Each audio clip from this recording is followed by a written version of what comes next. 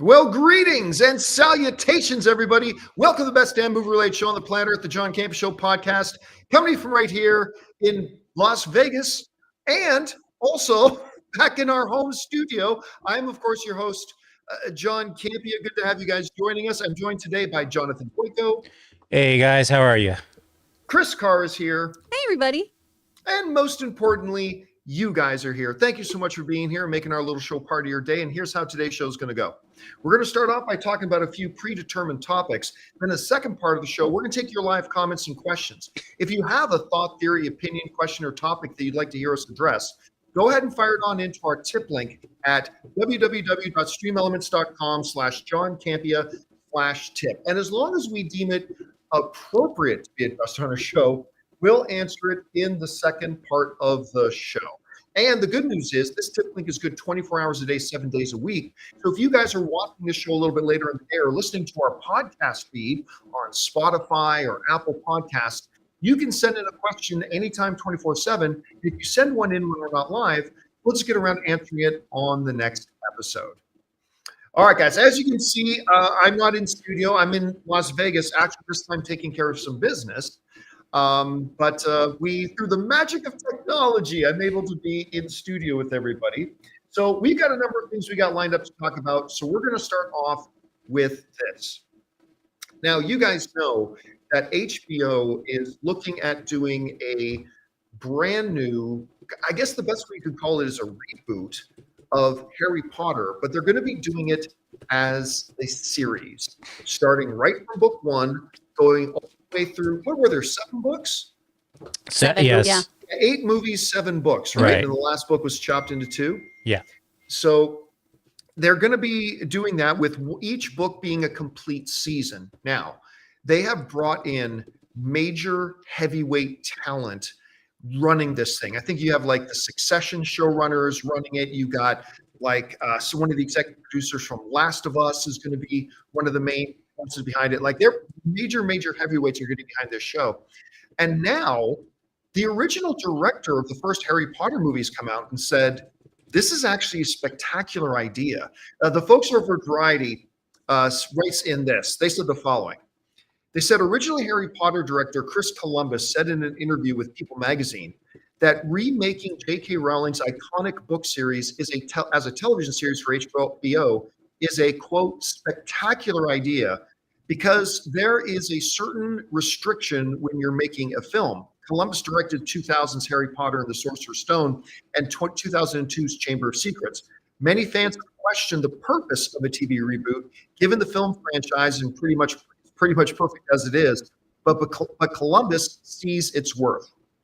Our film was 2 hours and 40 minutes, and the second one was almost as long, Columbus said. The fact that they have the leisure of multiple episodes for each book, I think is fantastic. You can get all the stuff in the series that we didn't have the opportunity to do. All these great scenes that we just couldn't put in the films. I look forward to seeing what they're trying to do with it. I think it's great. All right. So it's kind of interesting that this comes out as a lot of people are questioning whether or not they should even be doing this Harry Potter thing. It's like, oh, this isn't really going to be Harry Potter, blah, blah, blah, all that kind of stuff. You know, look, you guys who have watched my show for any period of time know my basic feeling on remakes. Remake everything. Remake anything. Remake Star Wars. I don't care. The basic thing is if the movie ends up being good, then great. We've got a new good movie to enjoy and celebrate. And if the new reboot, whether it's a movie or a TV show, is bad, oh well, it's like any other bad TV show or movie. We brush it away and we're still left with the original. So I think this is a great idea, and especially with this whole notion that they're going to be able to delve far deeper into the books. Now, listen, I've never read the books, Chris. I have never picked up a Harry Potter book, so I don't know what's missing. I just know that my wife, who is a Potterhead, has often told me, oh, yeah, there's a lot missing in there. There's so much more. Yeah, so I think, and the fact that the original director is now on board with it, I don't know. I still think this is a great idea for them. What do you think of his comments, and how are you feeling right now about, the whole idea about going back to Harry Potter and redoing them now as a reboot sort of thing. Sure. I mean, I'm totally on board with Chris Columbus here. These are truly magical books, excuse the pun. And, no matter how you feel about any of the drama surrounding these books, they are wildly popular and they're fun and they're great worlds and they're great stories that have really resonated with millions of people. I remember when I was a kid, shockingly in Texas, my English teacher had this be our required reading when this book came out. How funny. Really? So, yeah, which was amazing and kind of unheard of for right now. Yeah. But we got to read these incredible books in like 5th or 6th grade, something like that. I was probably like 10. And it was such a cool experience. And there's so much more in the books. There's this whole plot later on with the house elves and Hermione trying to help them organize, with Spew, her organization, trying to empower them. There's just a lot more in there. Yeah, I've never heard of any of this. Yeah, there's tons of stuff in there that works for really great B story plots or C story plots in a television show. They're just things that you have to trim the fat out of for a movie because you have so much to get through in a 2-hour span. I mean, that last book ended up being 2 films because it was so dense and there was so much material to cover. So I think this is something that you can only really have a fun time with, of really exploring and delving into. And to your point too, if you don't like this remake, if this reboot isn't for you, go rewatch the movies. Yeah. Go read the books. We've talked about this before of Ryan Reynolds wants to maybe do a Clue remake. I don't love that because Clue is one of my favorite movies, but it's not like the Tim Curry version's not going to exist anymore because of them doing this. It can only be now I have 2 great movies to see, or, there's only one that I watch. Same thing with this. I can either go back to those movies or I can enjoy a great new show with some great new interpretations. And since it's HBO, I'm really thinking that's the way it's going to go. Yeah, I'm struggling to remember the last HBO show that I straight up didn't like. Wait, was that The Idol. The Idol? That was HBO, right? Yeah. Yeah, That's that the wasn't first great. HBO show in ages I can remember being a stinker. No, and it's a shame because Lily Rose is such a great actress and she has great moments in that show, but woof. It actually established like this narrative that she's not. Yeah, And that's kind of sad. I know. Yeah. Well, Nosferatu established the but that's area miscasting. But that was a miss. You see, I think Lily Rose is better than what we got in Nosferatu, just because I don't think that was a good fit. That's all. I think she's actually. I even thought her performance in what was it called again? Idol. Yeah, I know. Idol. Really I memorable. thought her Remember it. performance in Idol was. I thought her performance was good. I Uh-huh. thought she was good in it. It's just that the source material was terrible. She did Anyway, what she guys, was directed to. question is for you. What do you think about this? The director of the first couple of Harry Potter movies is saying this HBO doing a series out of this is a spectacular idea. The whole idea they can explore more lore. Now, they still got to pull it off and make it good, but I think this is a good thing. Whatever you guys think, jump down to the comment section below and let us know your thoughts. All right, guys. With that down, let's talk about this, shall we? One of the big films that come out the other year that actually didn't quite live up to its potential at the box office anyway was Mission Impossible: Dead Reckoning Part 1. Now simply known as Dead Reckoning, because they very wisely took away that last thing. Now, of course, I thought the movie was pretty good. I didn't think it was one of the best Mission Impossible movies, but I was still entertained by it. I thought it was a pretty good fun time at the movie theater. They did some spectacular stunts. Of course, we saw the motorcycle stunt about 10,000 times by the time the movie came out. Yeah. Because they previewed it all the time and it was good. What's funny? The train sequence was almost more breathtaking to me than the motorcycle sequence. That train sequence was amazing. But anyway, now we've been waiting for Mission Impossible. I believe we're on 8 now. And instead of calling it Dead Reckoning Part 2, they changed it to Final Reckoning. Now, they've actually started test screening it. Now, 95% of the time when you hear reports about test screenings, it's absolute total bullshit and lies, unless it comes from the studio. This is coming to us from the film director, who's saying there was literally people saying they nearly had heart attacks watching test screenings of Mission Impossible Part 8. This comes to us from Deadline, who write the following. They said, Christopher McQuarrie, director of Mission Impossible: The Final Reckoning, is teasing the Tom Cruise movie, and audiences are seemingly in for a thrilling film. In what is reportedly the final film of the franchise starring Cruise, McQuarrie said that an audience member at an early screening had quite the reaction. We had a small screening and someone said, I was suffocating through the entire sequence. I almost had a heart attack. And I thought, I guess we did something right, Macquarie told Empire, according to Games Radar. All right. So the question at this point is, do we expect anything less from Tom Cruise? I think, like, it seems like ever since, I don't know, I'm trying to think, what was the first big stunt he did where everybody went, oh my God, he did this? I mean, maybe the one that we all paid attention to was when he was like on the outside of that building in Dubai. That's what it was. For sure it was that. Yeah, Absolutely. was that the first where everybody took notice? Yeah. And then because that to this day my heart drops a little bit. That makes me feel real bad in my stomach. Like when he loses the suction and he drops and then he catches again. Yeah. It makes my stomach flip each time. Oh, it's not a good feeling. And then ever since then, he's been on this constant thing to top himself. Then was that one time where he literally hung onto the side of the plane as it took off. Then he was piloting his own helicopters. And then, you know, the motorcycle jump. You know what my favorite one still is, though? You wouldn't really think about it just watching it on screen, but it's in The Mummy. In The Mummy, they have that scene where they're on a plane and it starts tumbling out of control and the plane is rolling and all this kind of stuff. To properly capture that, they literally took an aerial vehicle to the edge of outer space where they start to lose gravity. Right. So they could do it and make it look the most realistic, as if a plane was going out of control. I remember when we saw the little behind the scenes and how they pulled that off. I'm like, this guy is a madman. Like Tom Cruise is like literally a madman. And now apparently, of course, he's going to go into outer space to make a movie. But whatever. So I personally am not surprised at all to hear that like early audiences are seeing this and going, "Oh my God, I was suffocating watching this thing." Look, I don't expect anything less from Tom Cruise. I certainly don't expect anything less from Christopher McQuarrie. And while, again, I confess that I don't think Dead Reckoning was the best of the Mission Impossible, I still had a good time with it. I still thought it was a good, entertaining, well-put-together film. It was a little bit convoluted, but I'm going to believe they're going to be able to course-correct any of the mistakes they made, and I am really looking forward to this. Chris, what do you think of McQuarrie's comments here, and where's your anticipation level right now, if anything at all, for Final Reckoning? I have like no excitement about this movie. Oh I'm my so God. sorry. I'm so sorry, everyone. I just want to be honest of just these are fun and the stunts are interesting and everything. It's just usually something that I don't gravitate towards these days. I don't know. I enjoyed the last one that had kind of some of the AI elements and things like that in there. I think it was really interesting. For some reason, these just aren't movies that I rush out to. I'm so glad, though, that other people enjoy these. And I love that an audience member had this very visceral reaction to this. Because you got to remember, and I know I harp on it, but to insure Tom Cruise on these films is absolutely insane.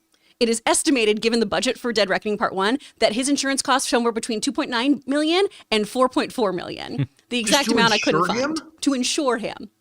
Oh my God. Because that's more than some indie films' entire budgets. Exactly. It is a huge liability that he takes these on. The dude just loves risk. He is an absolute adrenaline junkie. There is no doubt about it. And it's great that he can showcase these kinds of stunts and get that thrill for himself while delivering some really, really cool performances for people. Because obviously these movies, for the most part, they've stood the test of time. People seem to like them. The numbers on the most recent one were disappointing, and hopefully more people will turn up for this one. How did it do once it hit streaming? I can't remember if it had a resurgence. You know, I don't remember. Did well. Did it do well? Did it do well? Okay. Well, then hopefully that'll get VOD. some more people in theaters to see this one. Because I will say this about Tom Cruise. He is such an advocate for the film industry and getting things right when it comes to safety, when it comes to getting things on big screens. He seems to really love this industry and really wants to continue to fuel it. So I really would love for these big tentpole movies of his to do well just for that alone. All right, guys, question is for you. What do you think about this? I mean, Christopher McQuarrie is saying people are saying they nearly had heart attacks watching the new film. Where is your anticipation level? Maybe you didn't appreciate Dead Reckoning all that much and your appreciation level dropped a bit. Maybe you're not that excited for it. I still am. Whatever you guys think, jump down to the comment section below and let us know your thoughts. All right, guys. With that down, let's move on to this, shall we? You know, for some reason, for a show whose ratings weren't all that great, there sure has been a lot of talk around Ahsoka Season 2. just recently, a report came out from our friend Christian Harloff that it looked like Ewan McGregor may be returning as Obi-Wan in Ahsoka Season 2, either in a flashback, in a World Between Worlds thing, maybe as a Force ghost. Who knows? Now, that hasn't been confirmed by anybody, but that is the report out there. Well, now, our friend Christian Harloff, who knows a number of people over at Lucasfilm, he just dropped the next kind of thing about Ahsoka Season 2, which is this report suggesting that Natalie Portman may be coming back to play Padme. Somehow Padme has returned. Now, it's not saying it would be, obviously she can't be a Force ghost because she's not Jedi, but a World Between Worlds sort of thing, flashbacks, they could do that. Now, Christian is saying right now that he's heard it's not a done deal, but that she's open to it and it looks like it may happen. Okay. I am going to, first of all, I totally believe, like if Christian ever says that some information was passed on to him, then that information was passed on to him. But that doesn't necessarily mean that the information that was passed on to him was accurate. And this is going to be one of those situations where I just don't believe that Natalie Portman is going to come back. I mean, she has said not long ago in interviews that she may be open to returning to the world of Star Wars. But in a Disney Plus Ahsoka series, that's where she's going to come back and make a return to. Now, the one thing that makes it kind of believable to me is, look, I always have to give this disclaimer. I like Dave Filoni a lot. I mean, I've talked to him on several occasions. I think he's going to be a great live action director because he's got the perfect, kind of mindset and everything for it. I think he's going to be awesome. But the one knock against Dave Filoni is his absolute, complete, singular visioned obsession with the Ahsoka character. Like everything has to revolve around Ahsoka. Everything has to be Ahsoka. Going to do the Old Republic? Somehow Ahsoka's going to be there. Like it's just, and he seems to be hell bent on making everything about Ahsoka and trying to put everything in there. So that kind of would make me believe that he might try to move heaven and earth to get Natalie Portman to come in. But I still don't really see her doing it. I don't see it happening. And I am still confused, Chris, as to why a show whose ratings literally dropped every single episode until the finale, they took a bit of a spike on the finale, is garnering this much attention when they still can't put out a goddamn movie in 5 years. So they're going to put out a Padme movie. Aww. I'd even be down for a Padme movie at this point. Anyway, what do you think about this, Chris? Do you believe it? I don't know. I love the idea of some redemption for Natalie Portman in this role because woof, the dialogue was so rough between her and Anakin. It was that wasn't her fault. And it's not her fault. No. And I always want to bring this up when people are like, Star Wars has always been this, that, or the other. George Lucas is not great at dialogue, y'all. George Lucas is great at world building. He is so great at backstory. He is so great at creating environments and coming up with scenarios. Remember the great quote from Harrison Ford? That Harrison Ford told the story himself. Mm-hmm. He said he was reading pages of the script and he looked up at George and he said, "You can write this shit, George, but you can't say it." Like one of the greatest Harrison Ford stories ever. That is absolutely true. Just because so many of them, they're like, "Are you a fool in love?" Blah, blah, gross. So I like the idea of Padme getting some redemption. I understand too, Ahsoka and Padme have a great relationship in the Clone Wars animated series. I don't know why we're going to need flashbacks of the two of them together. I'm trying to figure out the reasoning narratively for having this versus, oh, wouldn't Natalie Portman be a great get? I'm trying to understand the why of it. I think the why might be found in if his first major singular obsession is Ahsoka, his second singular major obsession is trying to make everything about Clone Wars again. Fair. I feel like he's just trying to keeps trying to bring everything back to his Clone Wars era, which is kind of understandable because he had a great series. It's a wonderful series, and Ahsoka obviously should be about Ahsoka. She's the namesake of the show, and I would love a little bit more, like we talked about, I think, last week, some more of that fun spunkiness that she can bring to these situations. We have a very stoic character, and it's fun to see her actually enjoy her surroundings and enjoy things. So maybe those flashbacks would give us a little bit more of that heart, a little bit more of that kind of young, naive Jedi that we saw on the show, who then had this big journey and really got, shook by what was happening within her own order and everything. Maybe there's a reason for it. But right now it just feels like, hey, let's get another celebrity to try to save this and not focus on story. Yeah, I'll be straight up. This all sounds stupid. It all sounds really stupid. But it is Dave Filoni.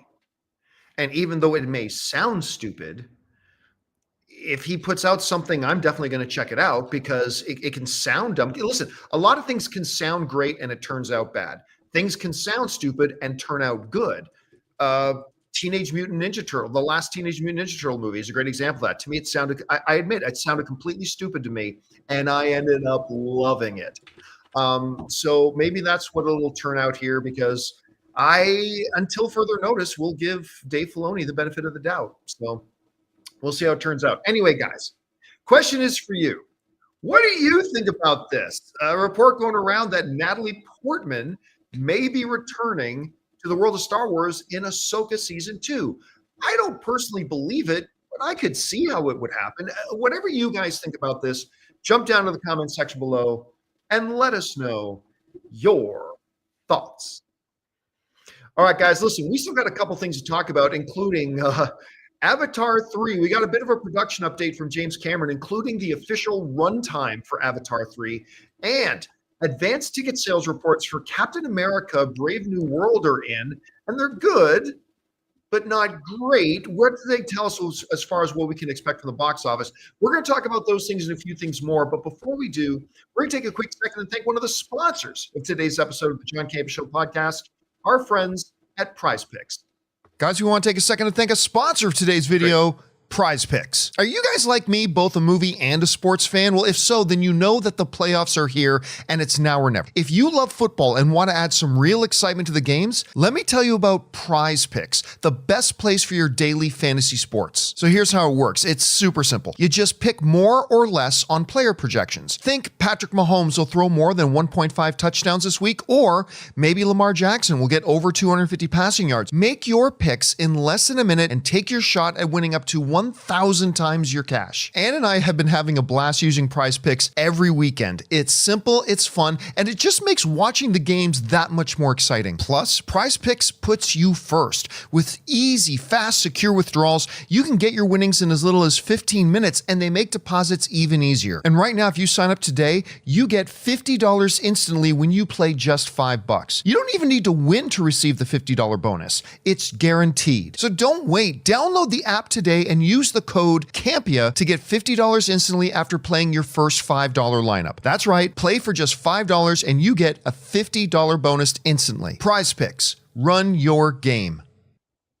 And thank you to our friends at PrizePicks for sponsoring today's episode of the John Campea Show podcast.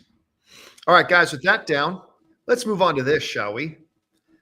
Listen, think what you will about the Avatar movies. There is no denying that it is Avatar 3, Fire and Ash, is absolutely one of the most anticipated films of the year and is probably the most automatic lock of $1 billion film minimum that we're going to get in 2025. The only question with Avatar, Fire and Ash is whether it's going to be a $2 billion film or not. So there's a lot of excitement around it and all that kind of stuff. Well, now we've got a bit of a production update because, one of the things about the Avatar franchise has been you can never count on the production. It took them 74 years to get Avatar 2 in theaters, but they seem to be moving at a much better pace with Avatar 3, actually even surprising James Cameron. Now, this comes to us from the folks over at Coming Soon who tell us this. So apparently, acclaimed filmmaker James Cameron has finally revealed the Avatar 3 runtime for 20th Century Studios' long-awaited threequel to 2022's Avatar: The Way of Water. This one comes ahead of the epic sci-fi movie's theatrical release coming out on December 19th this year. During the recent interview, Cameron confirmed that Avatar: Fire and Ash will have the same runtime as Avatar 2 at 3 hours and 12 minutes long. Buckle up, everybody. In addition, The Oscar-winning director also shared new positive updates regarding the current status of the third installment's production, revealing that the prequel's progress has been much smoother compared to the Way of Water's filming. Cameron said the following, it's in strong shape. I think we've doubled the number of shots finished at this stage of the game than we did on movie 2, and the films are about equal length, he said via Empire. So that puts us well ahead of the curve, which is something I've never frankly experienced before. The process is, he laughs, a little bit less nightmarish. We're getting to the point where we're actually getting good at this. It's good to hear that James Cameron's finally mastering his craft. We've all been waiting for him to stop being such an abject failure. I know it takes a lot of patience on our part. You know, 18 minutes a day will help you become an expert at something, and that's how he's making these movies, 18 minutes at a time. It takes time. It takes time. It's said all the time, but it's such a remarkable thing, it bears repeating every now and again. Guys, 3 of the top 5 box office films in history all come from one guy. Wrap your head around that. 3 of the top 5 films in cinematic history all come from one guy. And a year from now, we might be talking about 4 of the top 5 box office films in cinematic history may come from one guy. It is an absolutely staggering statistic when you think about that. But let's move beyond the history of that. Avatar being 3 hours and 12 minutes. Look, there are definitely movies that are over 3 hours that I think this is the perfect runtime. I am more of a fan of storytellers who can tell their stories in a more properly paced way. But I have to confess, like when I came out of Avatar Way of Water, I didn't feel the runtime of that movie at all. I really did. Like there was such a crisp pace to it and a cadence to it that you never felt a drag. You never felt the length of it. You know what I mean? So when the movie ended, I was like, I was over 3 hours. I mean, don't get me wrong. It didn't feel like it was 90 minutes or anything like that. It's also really encouraging to hear him say, and I'll tell you why this is a big deal, to hear him talk about how their process has gotten so much smoother and they're moving so much faster through this. Because the running joke in Hollywood for a long time, especially Chris, you remember this, before Avatar Way of Water came out, they announced that, yeah, we're going to do 5 Avatar films or whatever. And we thought, great, by 2120, we'll have the whole Avatar series out. But this is actually a really good sign, I think, for the future of the Avatar series, because the faster they're getting at this, they said their process is smoother. It probably means we're going to be able to get number 4 and maybe a number 5 without having to wait 15 years for it. Anyway, you read Cameron's comments. What are the things you take away from it? My biggest thing was, okay, so we're dealing with the Fire Na'vi this time. Did he get his avatars mixed up? The Fire Nation's going to be the baddies this time? That seems like a little copy paste there, James. If Zuko pops up in the 3rd act of this film, I'm going to lose my mind. One of the Na'vi is going to have a huge scar and only talk about honor. It's going to be great. I'm here for it. I love that he's getting faster with these films, especially if it's not at the sake of the quality of them. Because even if you aren't super into the story, if you were one of the people who does the whole, it's Dances with Wolves, it's Fern Gully, it's this, which every movie is, I'm so sorry. Not those specific ones, but every movie is inspired by another piece of media. That's just how it is. Every rom-com that you guys like, it's inspired by Much Ado About Nothing, so on and so forth.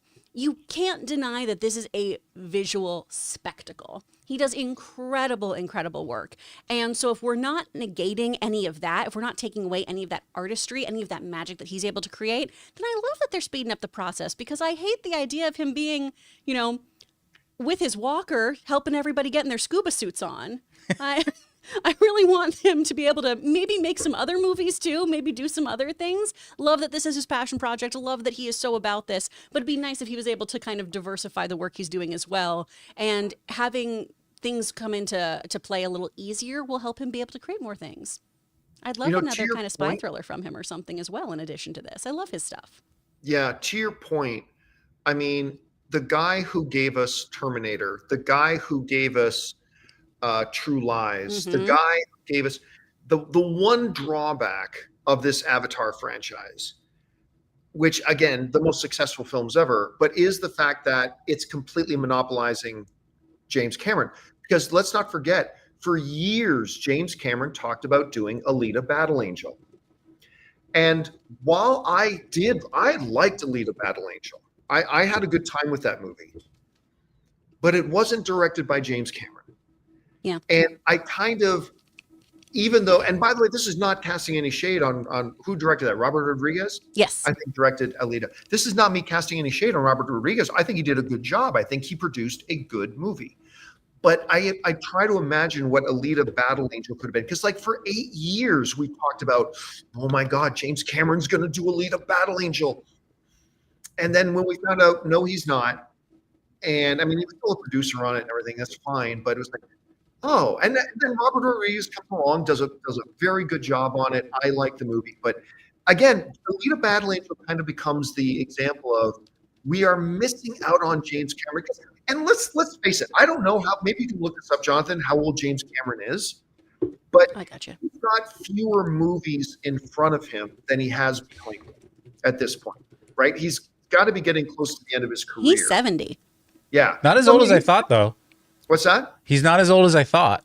No, I mean, he probably still has a good 10 years making movies, but they might all be Avatar films at this point. So I would like to see more from the good Canadian kid. I would like to see more stuff from him. And, you know, that's a testament to how good he is.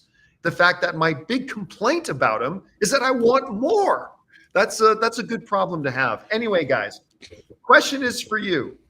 What do you think about this? We now have a runtime for Avatar Fire and Ash, 3 hours, 12 minutes. So buckle up and empty those, bowels of yours before you go into the movie theater, shall we?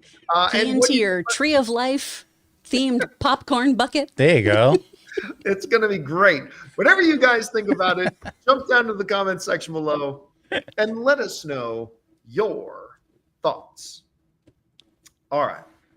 With that down, guys, we're going to do a little something here that we also did on yesterday's show. We're going to play a little game here called What's More Likely? What's the deal with that?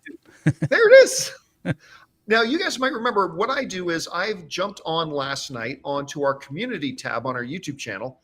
And hey, guys, number one, make sure you subscribe to our channel and then make sure you're keeping eyes on our community tab.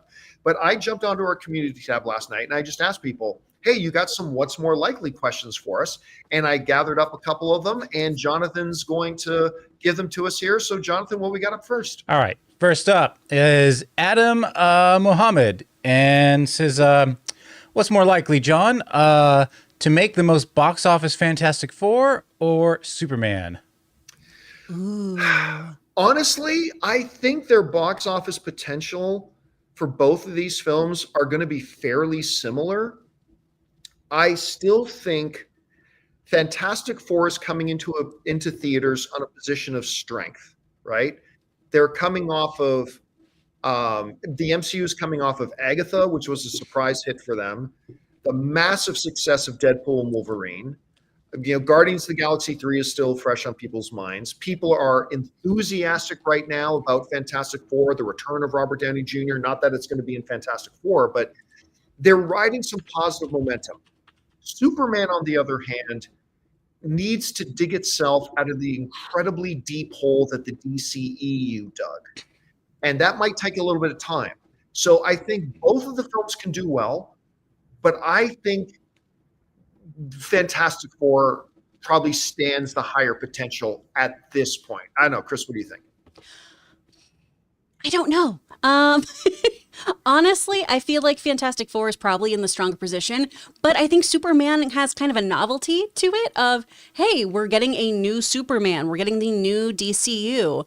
And I know maybe your average moviegoer isn't super knowledgeable about all the things that are going on there, but those trailers have really been delivering.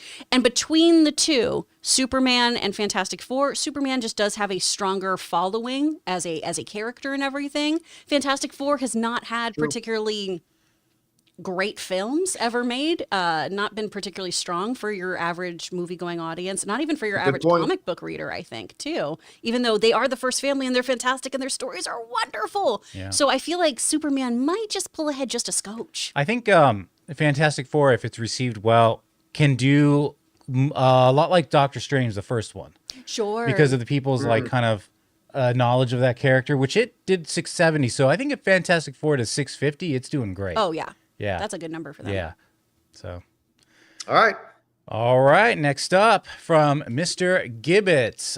This one will be for Chris. What's more likely, a Star Wars movie that's not The Mandalorian comes out by 2028, or Netflix commits to doing full-length theatrical releases by the end of 2027?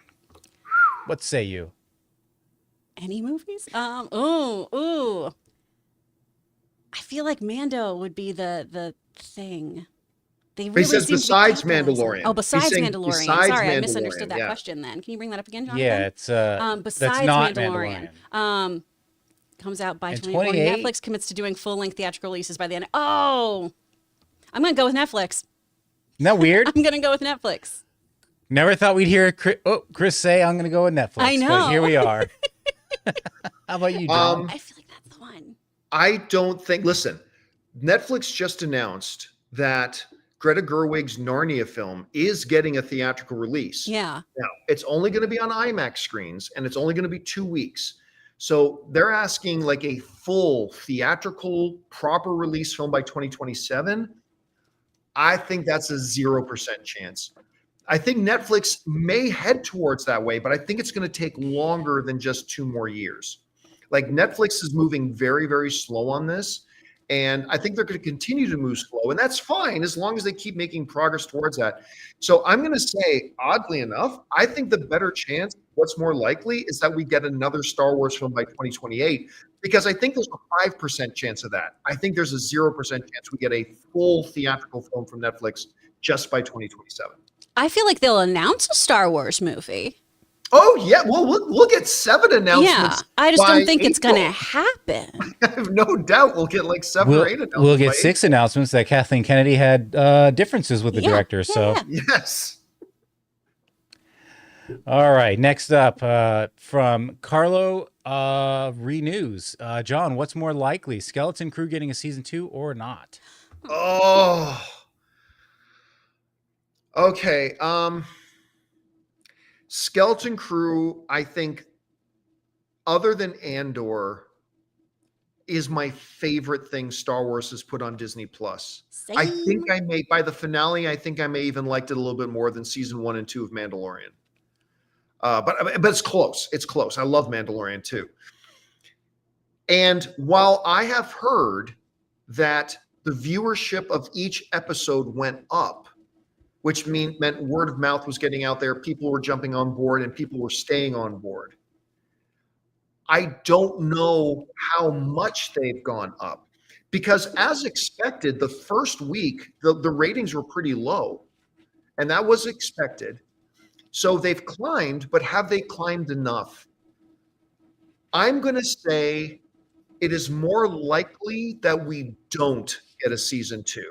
I hate saying that because I'd love to see more Neil and Wim, but I think it is more likely that we don't. Chris? I sadly have to agree with you. This show deserves a second season so much. There was actually a really great piece in Forbes about how this deserves a second season and it probably won't get one. It then also just makes me so angry of Ahsoka getting a season 2 and Yes. other shows getting season 2s because this show deserves it more. I would absolutely trade getting Natalie Portman back in Star Wars for season 2 of Skeleton Crew, but I think sadly it's not going to happen. All Bums right. me out. All right. Next up, we've got Vote Monty. So, Chris, what's more likely? Netflix goes for goes for theatrical releases. This is a big theme. Or Paramount Plus is still around 10 years from now. Oh no! Again, between the two, I'm probably gonna go Side with Netflix. Oh, and I love Paramount, but also, do I have my own subscription to Paramount Plus? No. I do, but A share? and it is great, but it's No, like sorry. they could easily and make more money licensing that content out. Yeah, in my opinion. absolutely. So Yeah, I listen. This one's kind of easy for me. The more likely is that Netflix goes theatrical, because I do think that will happen eventually. I think they're not with all their films, clearly, but I think we're going to get to a place, I think, in a few years where every year Netflix will put one or two out theatrically before they move into Netflix. I agree with you, Chris. I don't think Paramount Plus, I'll go one step further. I don't think Paramount Plus is around in 2028. Ooh. And I like Paramount Plus. Mhm. I have it. I mean, I just watched the season finale of Landman. I think it's a really good service. I enjoy it. But Jonathan's bang on the money. They have not been able to really generate big revenue from Paramount Plus. No. And I think they're going to eventually look at Sony, who stayed out of the war and instead became arms dealers. And instead of getting into the streaming fight, Sony said, nope, we're just going to provide content to the highest bidder. And I think Jonathan's right about that. I think at some point they're going to realize, you know what? We could have made more money with Landman had we leased it out to Disney Plus or Peacock or HBO or Netflix or whatever. That's where the money is for us. So I don't think Paramount Plus is going to be around a lot longer, which sucks because, again, I really quite enjoy it. All right. Next up, we got, oh, wait, just did that one. So we're actually on our fifth one here. So, John, this one will be from Bombastic Geek. Which is more likely? Does Wong show up in the post-credit scene for Fantastic Four? Or does Doctor Doom show up in the post-credit scene for Fantastic Four? Ooh. That's a good one. I think it is more likely that Wong shows up in a post-credit scene of Fantastic Four.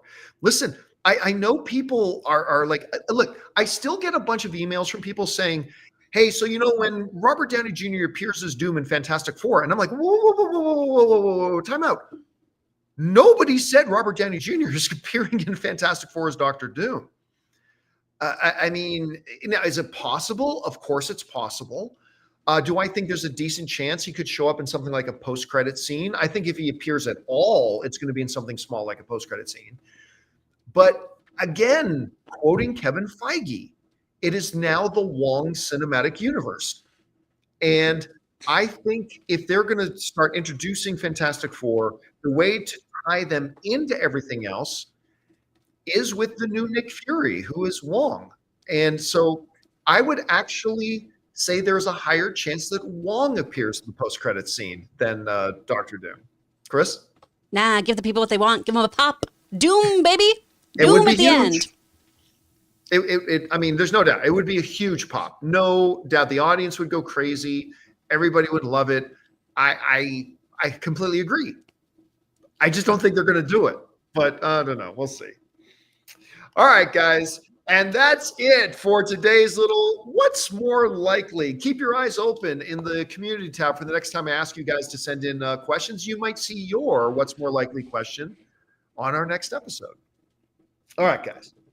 With that down, let's move on to this, shall we?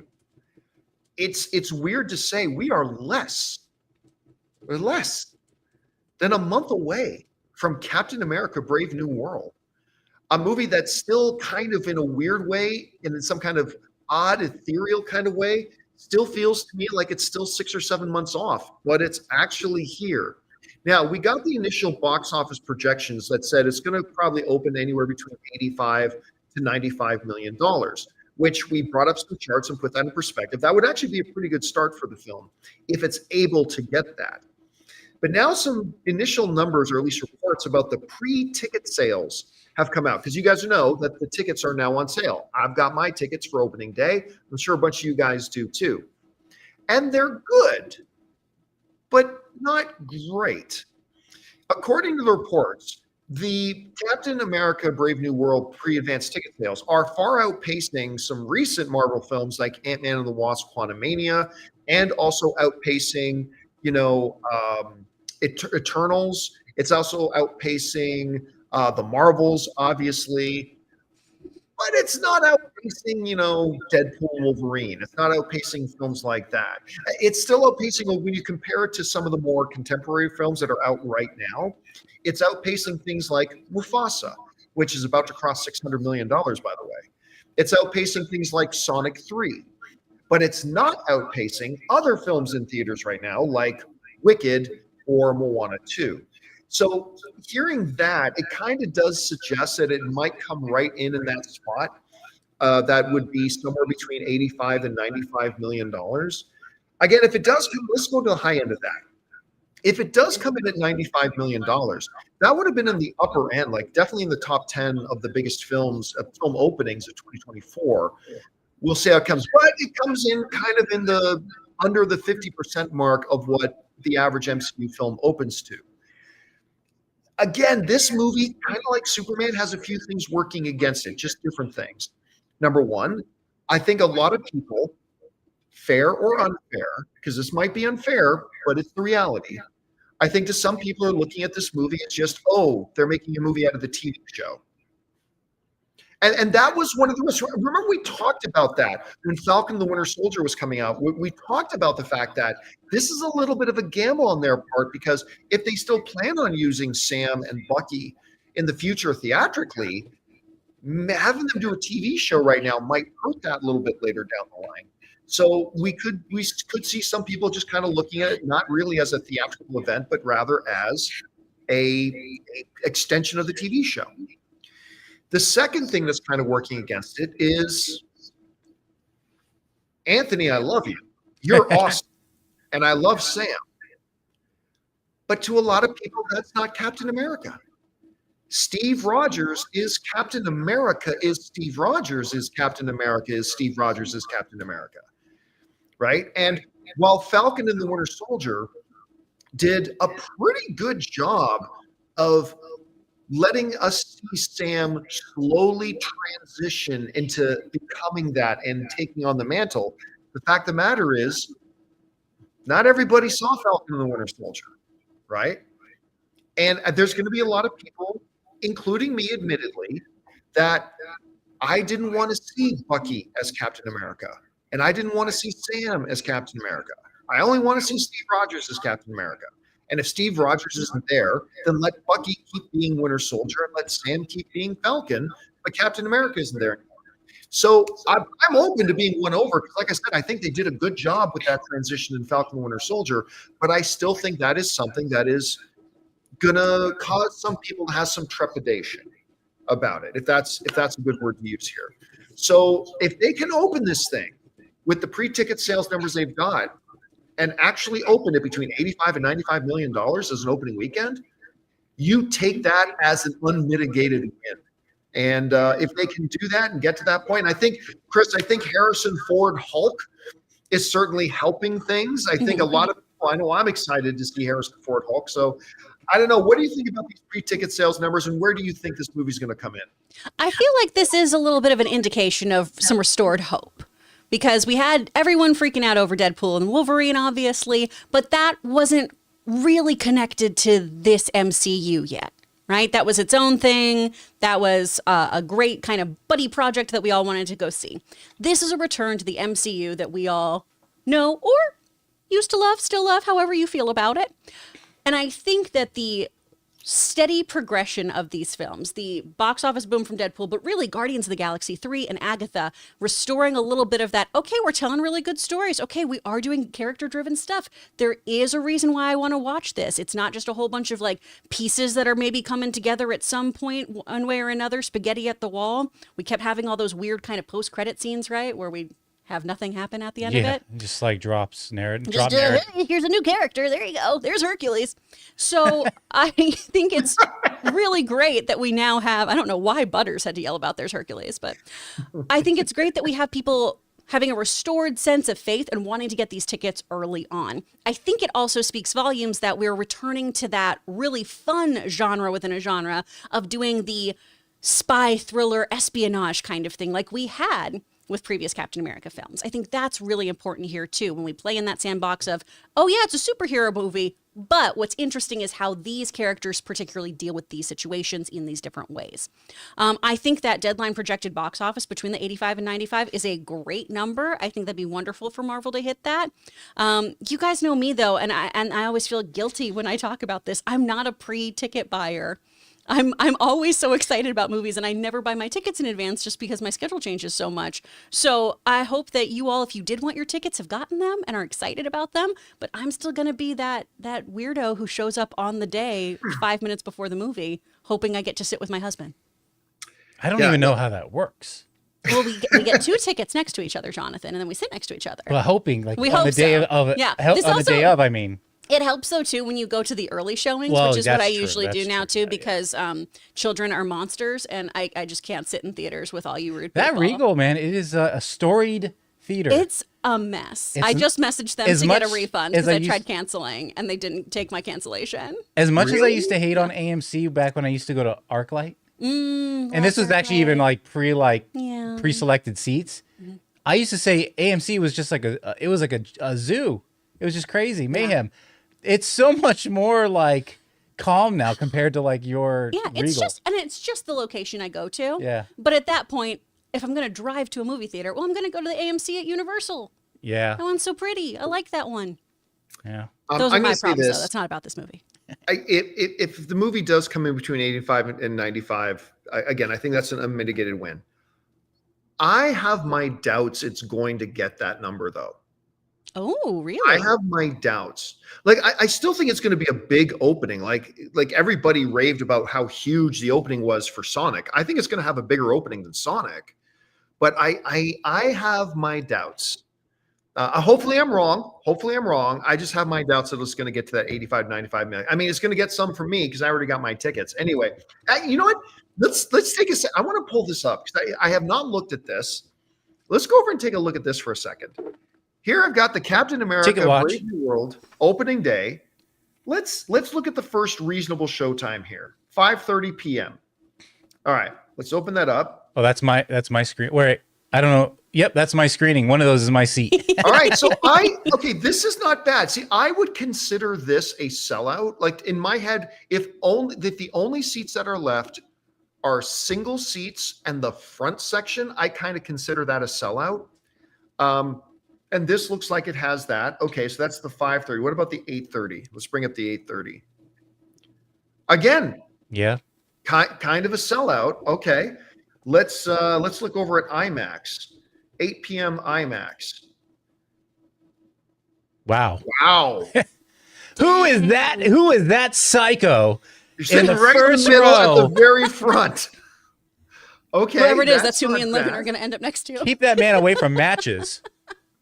Okay, now we'll just go with a regular screen. Now, they're 4 o'clock's a everywhere. weird time, but this is just not IMAX, not Dolby, just a regular screen they have there. They call it Prime AMC.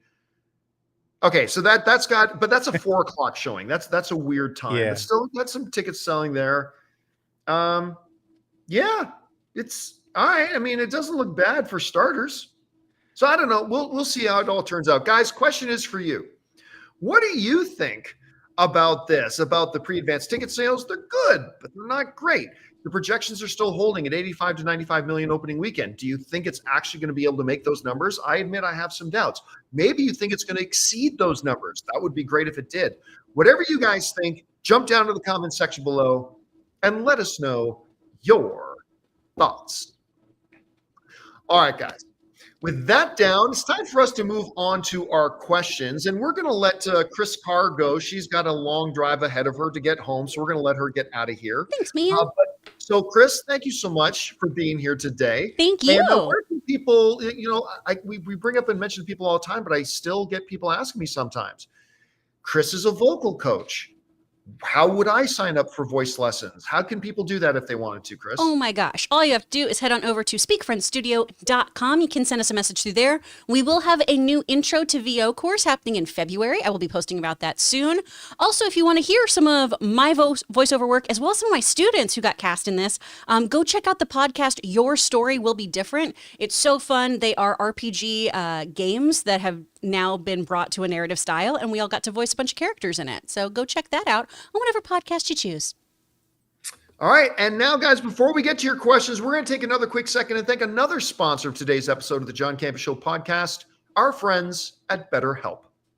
Guys, we want to thank a sponsor of today's video, BetterHelp. You know, every January is like a blank slate, 365 pages waiting for you to fill them in. Perhaps it's time to rewrite a chapter that's been holding you back. Life isn't about resolutions that fade, it's about becoming the author of your own life story. And in writing that story, therapy can be your trusted editorial partner, helping you craft meaningful chapters, build resilience, and empower you to live the life that you've always envisioned. Therapy can help you learn positive coping skills, set boundaries, and become your best self. And that's where BetterHelp comes in. BetterHelp offers fully online therapy, making it affordable and convenient. With over 30,000 licensed therapists specializing in diverse needs, you can find somebody who truly understands your story. You can even switch therapists anytime at no extra cost. You know, I often hear from some of our viewers who talk about having some real struggles and challenges over the last couple of years. Well, listen, we commit ourselves to getting more physically strong and healthy by going to the gym. It's time for us to commit to getting more mentally and emotionally strong by getting involved in therapy. So write your story with BetterHelp. Visit betterhelp.com/Campea today and get 10% off your first month. That's betterhelp.com/Campea. And thank you to our friends at BetterHelp for sponsoring today's episode of the John Campea Show podcast. All right, guys, with that down, let's get over to your questions here, shall we? Jonathan, what we got up first? Okay, we got Kevin Frazier says, howdy crew. Did any of you check out the How to Train Your Dragon teaser that released on Saturday? I have a feeling it could be a sleeper hit. Can definitely see this making at least 600. He says 600K. I think C means 600. I agree. It million. can absolutely make at least $600,000. Yeah, no 600 doubt. million. Has all the heart of an animated movie. I didn't know they dropped a new teaser. I didn't either. I mean, listen, I absolutely think, I don't even think it's going to be a sleeper hit. I just think it's going to be a hit. Like, do I think it's going to be $1 billion film? No, but I think this is going to be a hit. I think this is going to do well. I mean, if the movie's good, and of course that's paramount, that's the most important thing, if the movie's good or not. But if it's good, I can see this movie making $500, $600 million if it's really good. All right, what's next? All right, we got Forbidden, who says, I'm confused whether Suicide Squad is a successful franchise or not. It seems to have momentum with the movies, Peacemaker, Harley Quinn, video games, spin-offs, etc., but I don't know how you label that. I think it's like the first movie was not critically acclaimed. The second was critically acclaimed, but it unfortunately didn't make enough money because the DCEU was dying on the vine. But I think people like the characters of the Suicide Squad. Well, I mean, there's a couple of things with the James Gunn Suicide Squad. You got to remember is it was still in the COVID era, and it was during that idiotic phase when Warner Brothers decided to put their movies on streaming and in movie theaters at the same time, and that certainly hurt it. Listen, I am an unapologetic fan of the first Suicide Squad movie. Was it an unbelievable mess? Yes. But to me, it was also unbelievably fun. I had a really good time with that movie. And then Peacemaker, I mean, my God, I still think it might be the best superhero show DC's ever made. No, I'll stay on that. Peacemaker is the best superhero show DC's ever made. All due respect to Smallville, which I love deeply, but I like Peacemaker even more. They're very different types of shows. But yeah, it's a hard one to nail down. You're right. All right, we got Garden Variety, who says, you've probably said it a million times, but where can I find True Noir? Go online and just type True Noir. Yeah. I believe it's truenoir.co, but I mean, seriously, just a simple Google search. And I say that because I did it myself. Like I typed in True Noir and it comes right up there at or near the top. Mm-hmm. Of course, Academy Award nominated David Strathairn. Of course, speaking of Smallville, Michael Rosenbaum, Chris Carr. I mean, yeah, Katie Sackhoff. Check it out. It still hurts my brain that it's not Strathern. I've always called him David Strathairn. That's what I've always called him. And then I'm on the phone with, I'm talking to Rob, I don't know, maybe like 4 months ago. We're on the phone talking about different stuff. And he was talking about recording with David, what does he call it? Strathairn? Strathairn, yeah. Strathairn. And I'm like, now, and I remember I talked to him, I'm like, wait a second.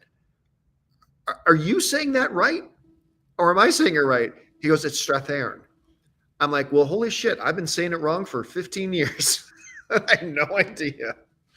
All right, what's next? Okay, we got a two-parter from Anonymous. Says the problem with a movie like The Brutalist using Gen AI is that a cinephile-friendly film where people expected AI to be used first, to be in like soulless blockbusters that like Fest 12 or live action Frozen, and not Late Night with the Devil, which used Gen AI.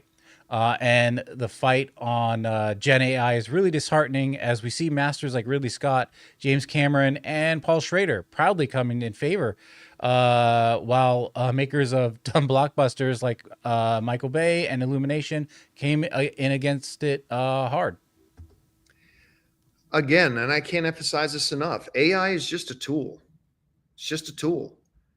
Throughout the last number of decades, new technology and new tools have become available to filmmakers.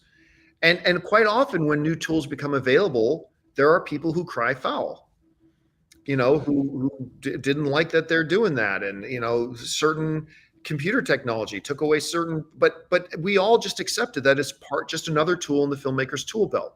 In the case of The Brutalist, using it like you got these actors who are not, they're trying to speak in an accent that is not their native language, right? And they're doing the best they can with accents, but the filmmaker decided, you know what, for more authenticity, I'm going to use AI to take their dialogue and just touch up the accent a bit to make it more authentic. I don't understand how that is bad.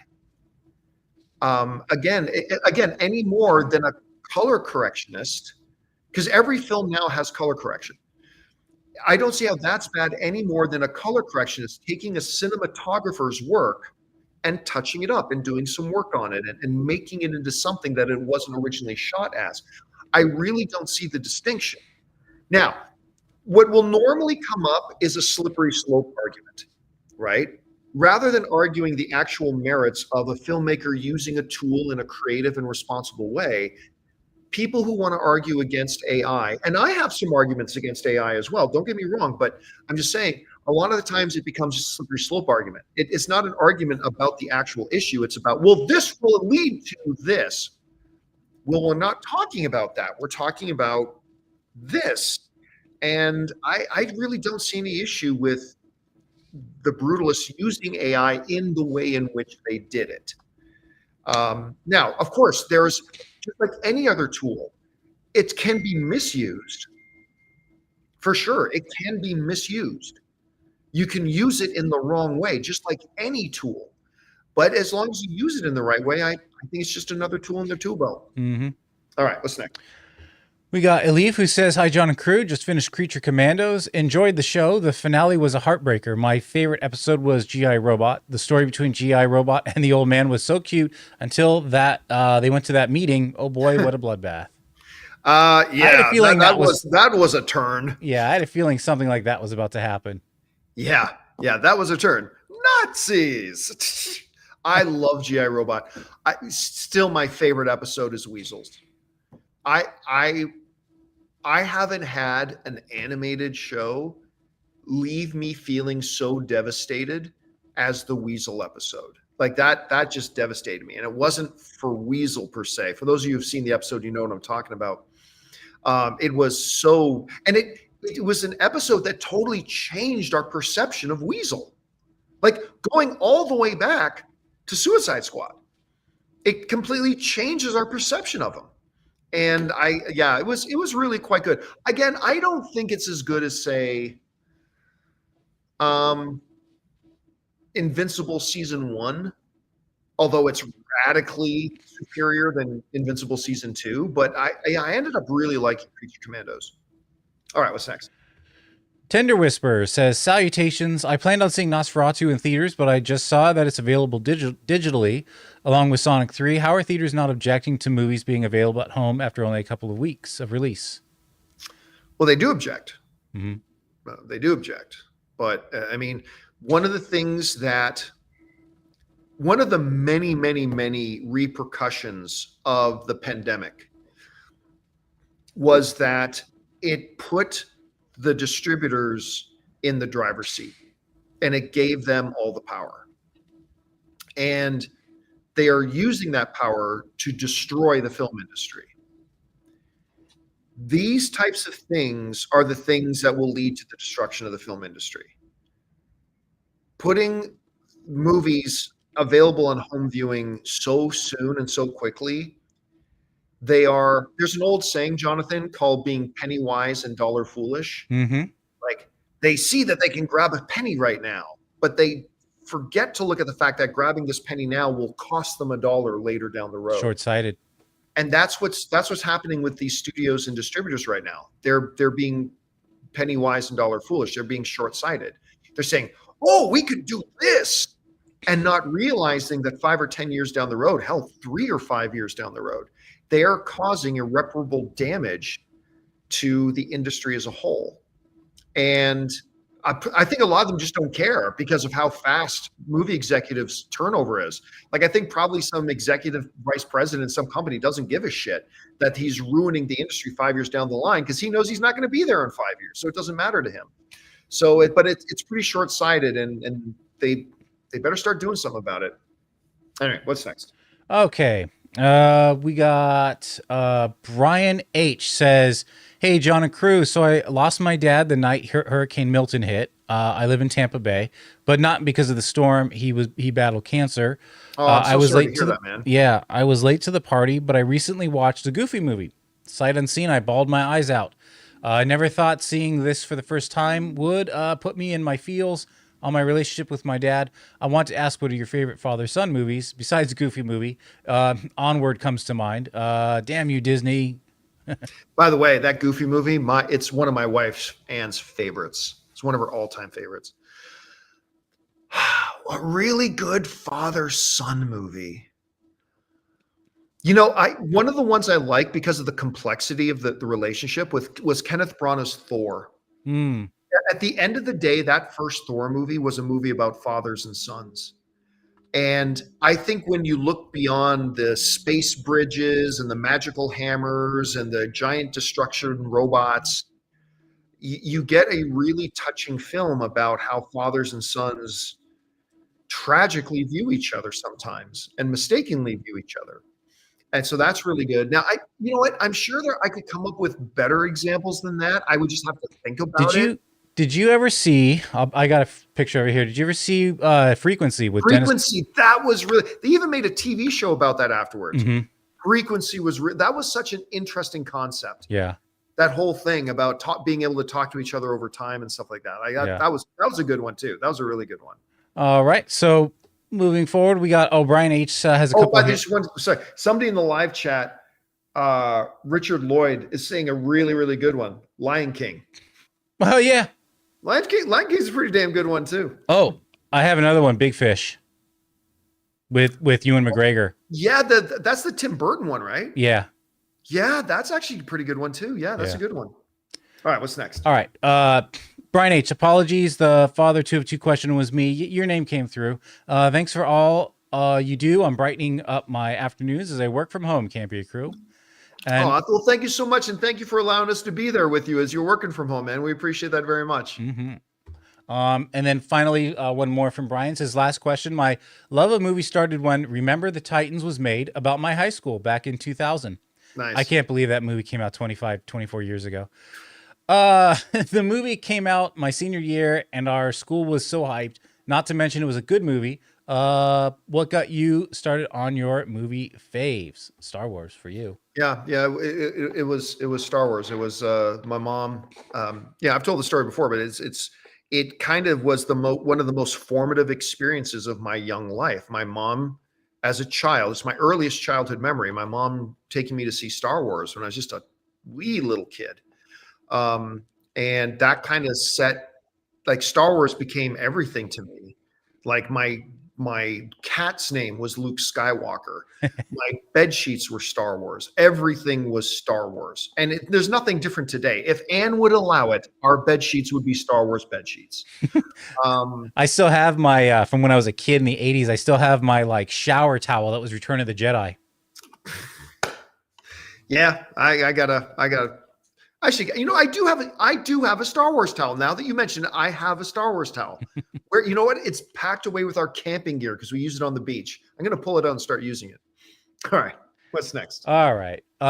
Agent Michael Scarn says, you must lash out with every limb like an octopus who plays the drums. I love Mystery Men. My youth pastor put me onto this movie as a teenager, and when I watched it, then I thought it was okay. I went back to watch it this weekend, and ironically, I liked it more this time. I find the satiric and Tim Burton Batman-ish feel of the movie hilarious. Some humor is dated, but love the cheesiness. I don't need a compass to tell me which way the wind shines. That's that line. Okay, Ben Stiller's great. Have you seen it? Have you seen Mystery Men, John? First of all, Mystery Men. When the phrase "a movie that was made before its time" comes up, I don't believe any movie in history is more applicable to that phrase than Mystery Men. Mystery Men is an all-time, to me, classic. I love that film. I'm a race pencil. We together we erase crime. One of the loudest laughs I have ever had in my life was Bowler talking to Blue Raja and Mr. Furious and the Shoveler, saying, "As I recall, there were some suspicious circumstances around your father's death." Yes, the report said he fell down an elevator shaft onto some bullets. I laughed my ass off. That is what, you know what? Here's one of my prized possessions. I'm not at home right now, or else I would show it to you. One of my absolute prized possessions in all of my collection. Legendary film designer Marilyn Vance. She heard about my love of Mystery Men and how much I love Captain Amazing. And she sent me, all wrapped up, because she was the designer on Mystery Men, amongst all the films she's done, Die Hard. Why am I freezing on the Gene? What's the name of the Julia Roberts movie where she's the prostitute with Richard Gere? Pretty Woman. Yeah, she designed Pretty Woman, and just all these classic films, right? She sent me the first sketch she did of Captain Amazing, what his costume would be. Wow. And that is one of my absolute prize possessions that I love the most. So yes, you're gonna ask me what do I think about Mystery Men? It's one of the all-time greats. I love that movie. And again, it came out 20 years too soon. All right, what's next? Jack Frosted Flake says it's a snow day here in Houston, Texas. Chris can attest to how we all get overexcited about receiving snow every 5 to 10 years. So school's closed, paid work day off for the next 2 days, and watching a classic 2000 millennial kid movie called Snow Day with Chevy Chase. Boy, I forgot about that movie till just now. I still remember as a Hamilton kid, for us to have a snow day, it had to be something out of The Day After Tomorrow. Right. Like it had to be, you'd had to look out your window and it had to be apocalyptic. Yeah. Because, we were used to the snow. We had an infrastructure that could deal with snow. Mm-hmm. So we would get like 3 feet of snow. It's like, all right, off you go to school. And then finding out there are actually cities that they get some snowfall. It's like the city comes to a complete stop. Some Canadians laugh at Americans when that happens, but I understand it because in Canada, like our winters can be like that. And so therefore we have over the generations developed an infrastructure to deal with that sort of thing. Whereas I'm sure a city like Houston hasn't. But yeah, snow days would always be great. Me and my friends, snow days, it meant there was too much snow to go to school. But the first thing me and my friends would do would grab our toboggans and head out and go play hockey or go sledding or whatever. So we could totally be outside, but can't be in school. I used to love it. Yeah, growing up in the 80s, what we had in Los Angeles were smog days, no joke. There were days when the Ooh. smog was so bad in the 80s, we got to stay home. The air in LA is way cleaner nowadays because of advancements, but yeah. Yeah, and like every fourth car I see is an electric car now, so that Yeah, that pretty kind of much. helps. All right, next. Bry Guy says, "Hey John, if you and your wife Ann still love cooking shows, I still recommend checking out the Azerbaijani chef Kanan Badalon. He is, to me, the shrinking of YouTube cooking shows. Cheers, guys." I don't think I've ever heard of this gentleman or where he is. Maybe he's on YouTube or something. Yeah, is he a YouTuber or is this a Food Network show, an HGTV show, stuff like that? I mean, I have to admit, I'm pretty hooked on. I don't know why I'm so hooked on diners, drive-ins, and dives. I just binged that recently. I did his LA featured one, so I could like bookmark. You know. Well, Ann was looking up the ones he's done in Toronto because we're going to be going to Toronto soon. Yeah. And I really dig that show. All right, what's next? Okay, Anonymous says, Gunn replied to a thread that he is pre-writing his next DCU project. Is the DCU already at risk of gun fatigue with Suicide Squad, Creature Commando, Superman, Peacemaker season 1 and 2, and now this next project all existing under the DCU banner? Well, pre-writing just means he's putting a story together, right? And as the head of the studio, that's not really an unusual thing or that out of the way. Listen, you can only say something's starting to experience something fatigue when it starts to fail. And so far, Peacemaker knocked it out of the park. His Suicide Squad knocked it out of the park. His Creature Commandos is pretty damn good. And now we'll have to see how Superman is. So no, like, listen, you do realize that Kevin Feige has his hands all over every single Marvel project that comes out. He may not be the screenwriter, and I don't know that James Gunn is necessarily screenwriting whatever, but he's getting the stories together. That's kind of what. And that's the whole point, because he teamed with Peter Safran so that he could be more on the creative side of look after the creative side. Show, not necessarily directing everything, but show running it all. So all right, what's next? Tawhid Razak says, John, do you remember that you were the first to predict the Gunn might be head of DC? It was during a discussion with Rob about who could be DC's Feige. I remember that. Also, do you think Gunn will continue directing DCU movies after Superman?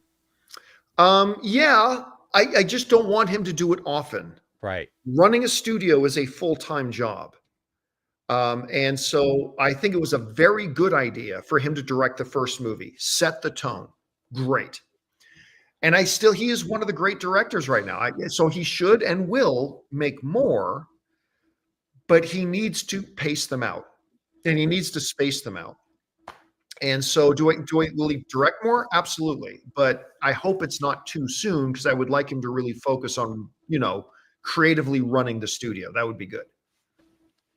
All right. We got Mad Mardigan. Watched The Goonies in theaters yesterday. I wanted to do that too. I think they extended it yesterday. So Monday. Yeah, they extended it. I wanted to do that and couldn't. Watch Goonies in theaters yesterday. Great experience. Do you think they'll ever make a Goonies sequel? There are new rumors about it potentially happening. Even a show in the style of Cobra Kai would be cool. I would rather a sequel. I wouldn't be interested in a Cobra Kai style one. But listen, they keep saying they're going to do it. And, with Josh Brolin's popularity and especially when Ke Huy Quan won an Academy Award, that really propped that things up. I do believe we're going to get another Goonies. I really do. I think we will. I don't know when, but hopefully my guess would be in the next 3 years, we will get a new Goonies movie, or at least a Goonies movie going into production. All right. This is our final one here from Anonymously Anonymous. Says, what happens to DC superhero movies if, God forbid, Superman sucks and also makes Blue Beetle money? Do they release Supergirl on Max and reboot their DC universe again in a few years, or focus on the Matt Reeves Batman universe? So okay, first of all, it's a legit question. Yeah. Because I've been emphasizing so strong that it doesn't really matter that much how much money Superman makes. It matters if it's good. Because you're trying to set up the future DC movies for success. And if Superman sucks, they're going to set themselves back a lot. But here's the difference between James Gunn and like the old DCEU.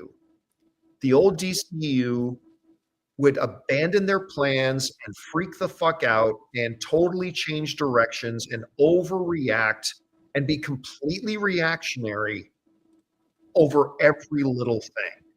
Oh, we've got this plan.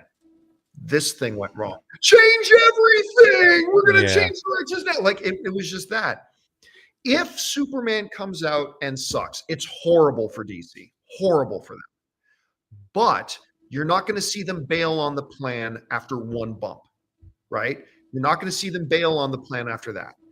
They're going to move forward. They're going to keep going. They're going to put out their Supergirl movie. They're going to now they get 3 or 4 projects in and everything's going wrong. Yeah, then they're going to reevaluate. But like Michael Jordan throwing up one air ball goes completely change the game plan. Bench Jordan, put in somebody else. No, it'll happen. It could happen. So yes, number one, it will be horrible for DC if Superman sucks. Number two, they'll keep going because one bump, like being overreactionary, was one of the many things that killed the DCEU. So they'll keep going on as planned. Mm-hmm. All right, guys. And that'll do it for today's installment of the John Campea Show podcast. Thank you so much for being here and making our little show part of your day. Big special thank you to all you guys asking questions. Number one, because you gave us great fun things to talk about. But number two, you supported our channel as you did it, and all of us involved with the show. Thank you guys so very much for your support. Big shout out and thanks to Chris Carr for being here, and of course, Jonathan Voico. All right, guys. See you guys tomorrow. My name's John Campea, guys, and until next time, my friends, bye-bye.